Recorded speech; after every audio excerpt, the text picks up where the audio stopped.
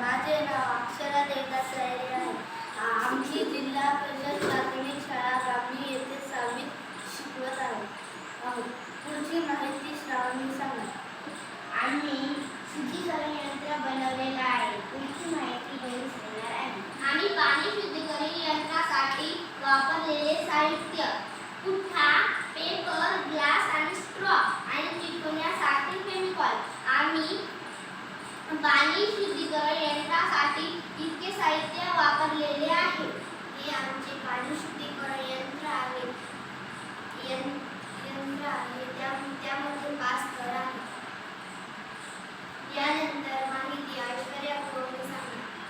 या स्तरामध्ये पहिले स्तर आहे मोठे दगड, दुसऱ्या स्तरावर आहे दगड, तिसऱ्या स्तरावर आहे रेती, चौथ्या स्तरावर आहे कापूस, 5व्या स्तरावर आहे आपल्याला शुद्ध पाणी मिळते. आणि माझ्या नंतरची पुढची माहिती गौरी वाघमारे सांगणार आहे. अशा प्रकारे आम्ही पाणी शुद्धीकरण यंत्र बनवलेले आहे. हे पाहू शकता तुम्ही किती गढूळ गाणे आहेत.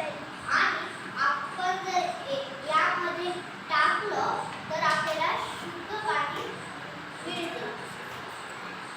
पाहू शकता आपण पहिल्या स्तरावर गेलेला आहे, दुसऱ्या स्तरावर गेलेला आहे. पाणी टाका. दुसऱ्या स्तरावर गेलेला आहे, तिसरा पण गेलेला आहे,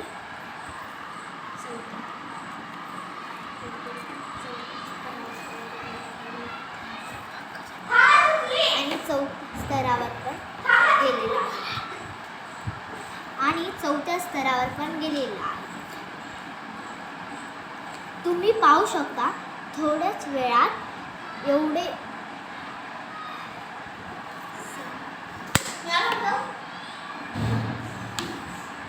रिपीट पाहू शकता तुम्ही. पाणी शुद्धीकरण